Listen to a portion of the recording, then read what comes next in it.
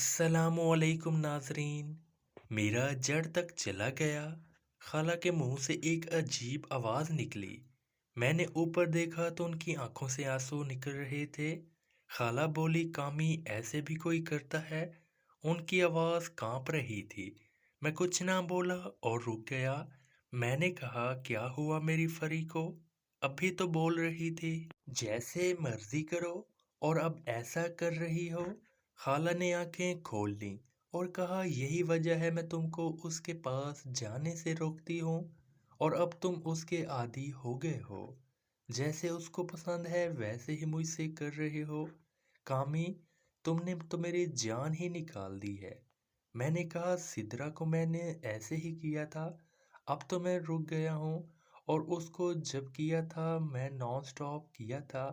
खाला बोली, अब कुछ सुकून हुआ है, और अगर तुमको ऐसे ही पसंद है तो ऐसे ही करो। मैंने कहा, आपको तकलीफ हुई है, मैं आराम आराम से कर लेता हूँ।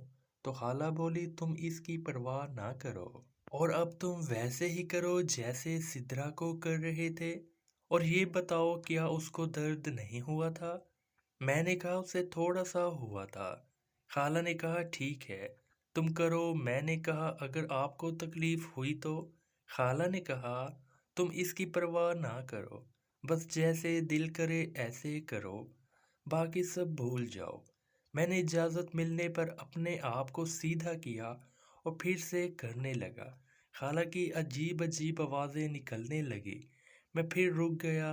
तब खाला बोली, मैंने कहा, ना मेरी परवाह ना करो, और वैसे ही करो जैसे सिद्रा को किया था। मैंने कहा, खाला, आप में और सिद्रा में बहुत फ़र्क है।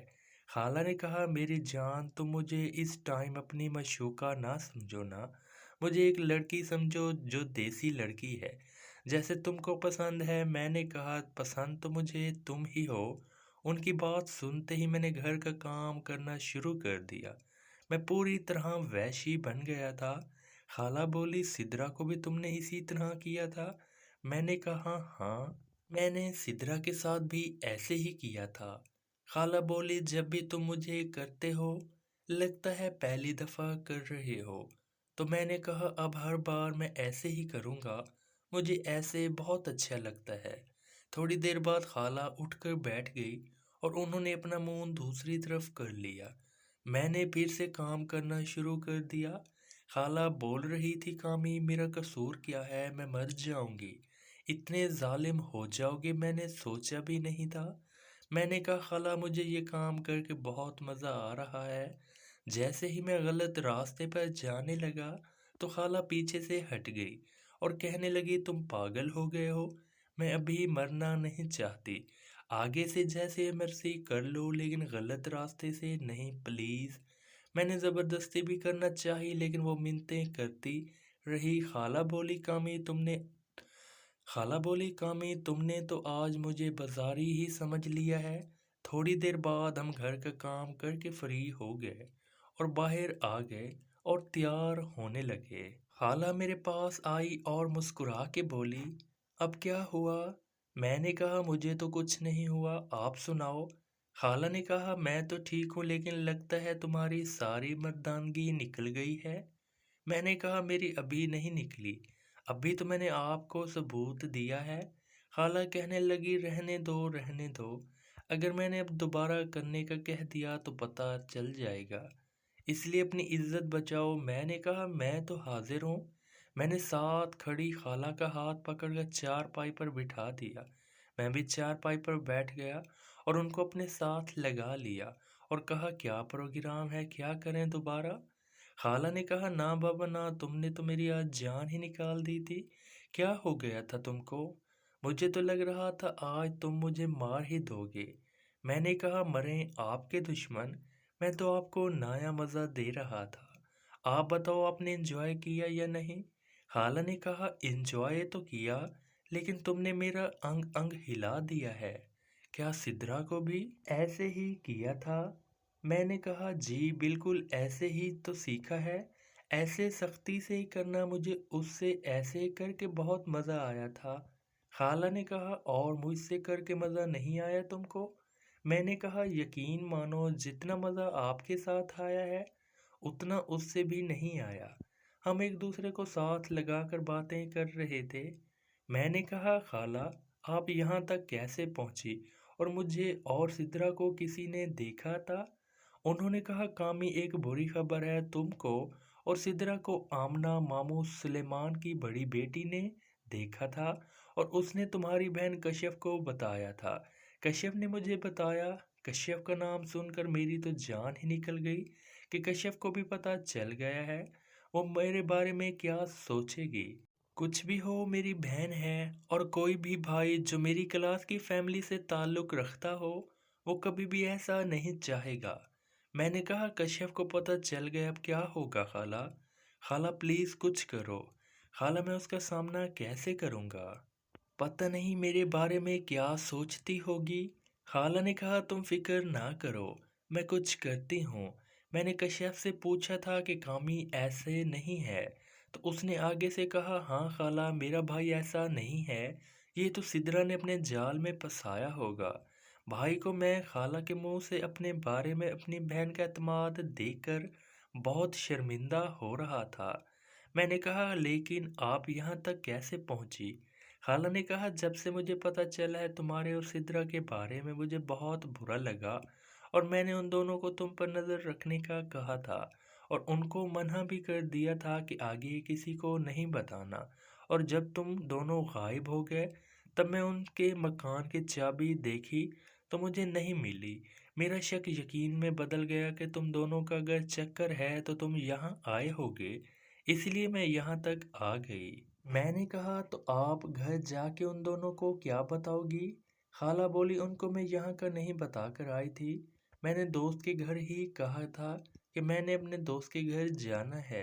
तो भाई ने कहा, कामी को साथ ले जाना और अब तुम मेरे साथ घर जाओगे तो सबको यही पता होगा तुम मेरे साथ थे और उन दोनों का शक तुमको मेरे साथ देखकर कुछ हद तक ख़त्म हो जाएगा कि आज तुम सिद्रा के साथ नहीं थे, मेरे साथ थे।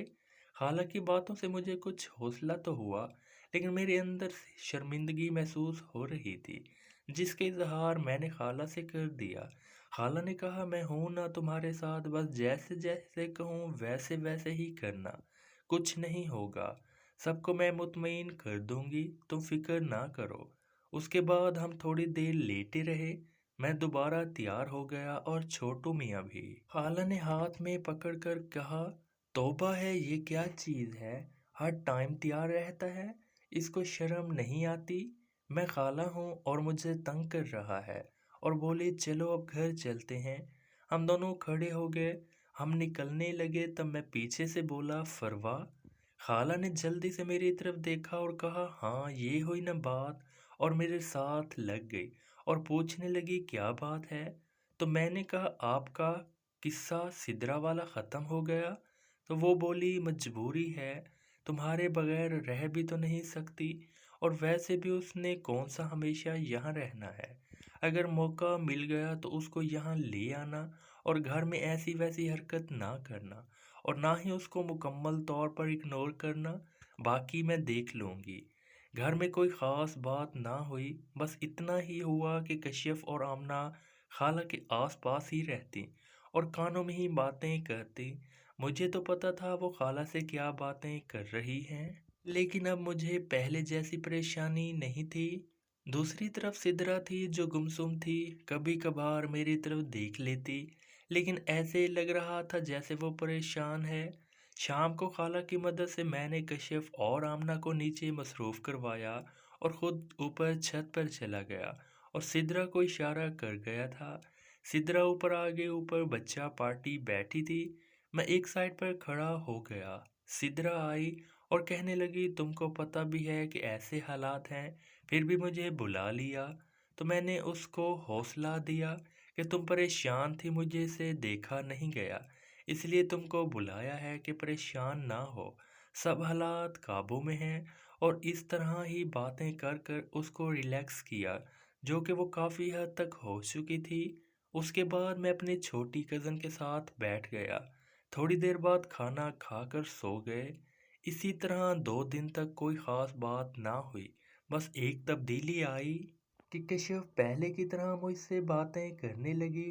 جو اس بات کا ثبوت تھا کہ خالہ اس کو مطمئن کرنے میں کامیاب ہو گئی تھی کہ سدرا کے ساتھ میں نہیں تھا، اور آمنہ کا رویہ بھی چینج تھا، مجھ سے وہ بھی نارمل تھی۔ لیکن ان دنوں میں مجھ میں جو تبدیلی آئی وہ یہ کہ میں مامی صدف کا جائزہ لینے لگ گیا تھا، جس کو خالہ کی نظروں نے بھی بھانپ لیا اور مجھے منع بھی کیا۔ ہوا کچھ یوں کہ خالہ اور میں بیٹھے تھے، مامی صدف کام سے فارغ ہو کر ہمارے سامنے بیٹھ گئی۔ ان کو پسینہ کافی آیا ہوا تھا، انہوں نے کالے رنگ کا لون کا سوٹ پہنا ہوا تھا جس میں ان کا سب کچھ واضح طور پر نظر آ رہا تھا، تو میں ان میں کھویا ہوا تھا۔ وہ پنکھے کے آگے کھڑی تھی، خالہ نے ان سے نظر بچا کر میرے سر پر ایک ماری اور میں شرمندہ سا ہو کر نیچے دیکھنے لگ گیا۔